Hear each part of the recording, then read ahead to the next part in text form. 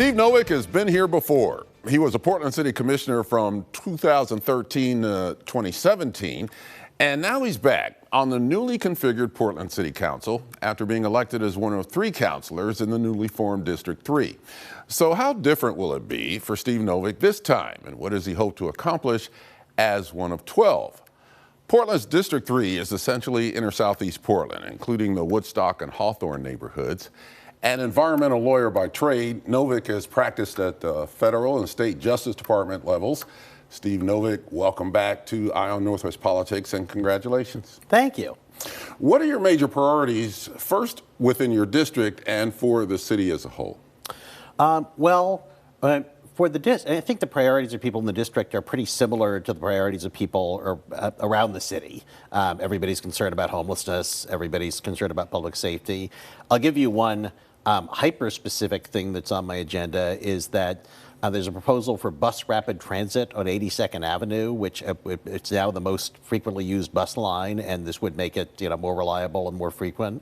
And the Portland Clean Energy Fund is considering an application for a chunk of money to help get that built. So that's something I really can get done, which benefits both folks. 82nd is a dividing line for a chunk of my district between mine and the District 1. So I hope that that's one of the first things we'll be able to approve. Now, you've been a city commissioner with 4 commissioners elected at large, plus the mayor.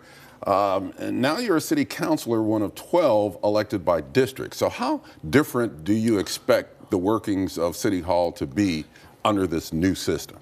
Well, I think the biggest distinction is, obviously being elected by district is different, but not having the old system where we all assign bureaus will make a huge difference. Because I think that the problem with the old system is once you assign people bureaus, they get totally focused on those bureaus and they ignore everything else. So you don't work together on the key issues. I think that with a council of people who all have responsibility for all the issues of the city, then those issues will get attention from all of us and we'll work together on them. So that, I think, is going to be a huge advantage. Thing that I should say in response to your earlier question about priorities, I think a high priority for both us and the newly elected county commission is demonstrating to the public that we are spending money in the most effective and cost-effective manner possible, particularly when it comes to key issues like homelessness. So one thing that I hope that we can do in January is to have like a series of sessions where we talk about some of the main ways we're spending money on homelessness, whether it's temporary rent assistance or building new housing or the congregate shelters where people don't have much privacy or the tiny house villages, and sort of talk about what is the case for each of them, how much does it cost to bring each of them to scale, what are the criticisms people have of those models, so that we could learn a lot ourselves and also just make it clear that we want the public to know we're thinking about these things and want to make sure that we're spending money in a very deliberate fashion. You mentioned the Multnomah County Commission and how you'll have to work with them in order to solve our homeless crisis. What do you think about the Joint Office of Homeless Services? 3 of the current city commissioners have said, well, maybe we should reconsider our contract with them, but they kind of punted it to the new city council, which will include you. And I'm glad they punted it, because we would have had to take up the issue again anyway. We wouldn't have just taken what they did as a fait accompli.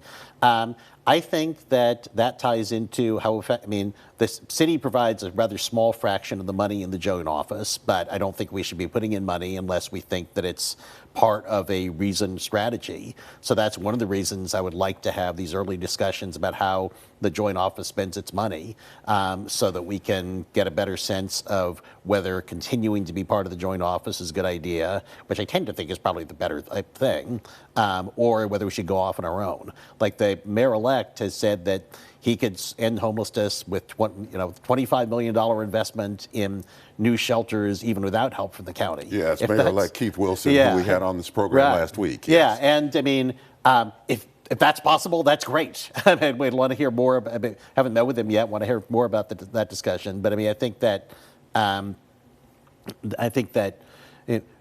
intuitively we're better off working with the county, particularly because they've got most of the money.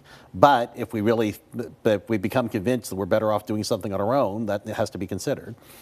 You mentioned the Portland Clean Energy Fund as well, projected to raise more than $1 billion by the year 2028. Are you satisfied with the results of the Clean Energy Fund so far? And what would you change about how that money is allocated? Well, what I want to have a conversation about is why we aren't putting more of it into transportation. Because transportation is the biggest source of greenhouse gas emissions. It's also a big expense for all people, but especially low-income people and people of color. So to me, logically, you'd be spending most of that money on transportation alternatives to driving a gas-powered vehicle, building up our bicycle and pedestrian infrastructure, investments in mass transit, also maybe helping low-income people buy electric vehicles, which pollute less and also are much less expensive to maintain. To date, originally they were spending no money on transportation. Under Carmen Rubio's leadership, they spent some. I want to have the conversation about, shouldn't we assume that maybe half of it goes to transportation? Because I think that's the biggest bang for our buck. So that's a conversation I'm hoping to have. Mayor Wheeler is asking for a 5% cut citywide, even before the new council takes office. What do you think should be prioritized in those cuts? That's really hard, because having gone through budget cuts before, it's not like there's any pot of the Department of Waste, Fraud, and Abuse that it's easy to cut money from. I mean, most of the general fund budget goes to police, fire, and parks. And each of those is in various ways underfunded now. And then there's a whole lot of little things like the HR department and planning and zoning, et cetera. So all of those choices are going to be really difficult. How do you envision working both within your district with the other city councilors that are in your district, and how the district representatives will work with the total of 12? How do you see that relationship working out? I think that it's within, I mean, there's some logistical things we'll have to work out, like when we get constituent service requests. How do we arrange who deals with those? Do we compete with each other to give the best constituent service, and we have sort of a more rational process?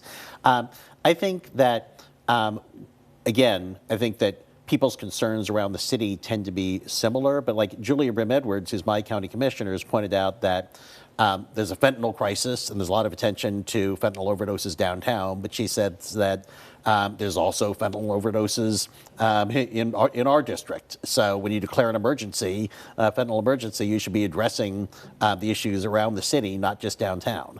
So I think that we'll see a lot of that kind of discussion where we make sure that the big issues that we have everywhere are addressed in all of our districts, not just in one particular place. One thing that I have to say I'm rather pleased about is there were like 90 of us running, and I feel very lucky in that the people who've gotten elected are mostly people I was able to develop a personal rapport with. It's like Candace Avalos, you're going to have on after me. She and Jamie Dunphy and I learned months ago that we all really like goats. And we said, by God, we're going to be the goat caucus and make sure that Portland is the most pro-goat city in America. Olivia Clark from District 4 I've known for years and years. So Alana Guinea in District 2 I've known for years. So I think one thing actually Candace suggested recently is that all of us get together just to get to know each other better as people, which is a huge deal because it's much easier to compromise on issues and handle disagreements on issues if you understand and respect each other just as individuals. Yes, and I just need to mention that Candace Avalos is here. Her interview will air on next week's program. About 30 seconds here. This is Portland's first ranked choice voting election. Did it work overall in your view? Well, one thing that is a concern is that voter turnout was pretty low. And I think a lot of people looked at how many people were on the ballot and the ranked choice system and were pretty confused and just gave up. So that's a problem. I mean, I think that we're going to need to figure out a way to work on that and spend a lot of time educating people. And frankly, maybe there just won't be that many candidates next time, and that in itself will help. So, I mean, I'm pleased with the results. I think we've got a great, diverse group of people. But the fact that voter turnout was low is a concern. Steve Novick, thank you very much for being on Eye on Northwest Politics, and good luck.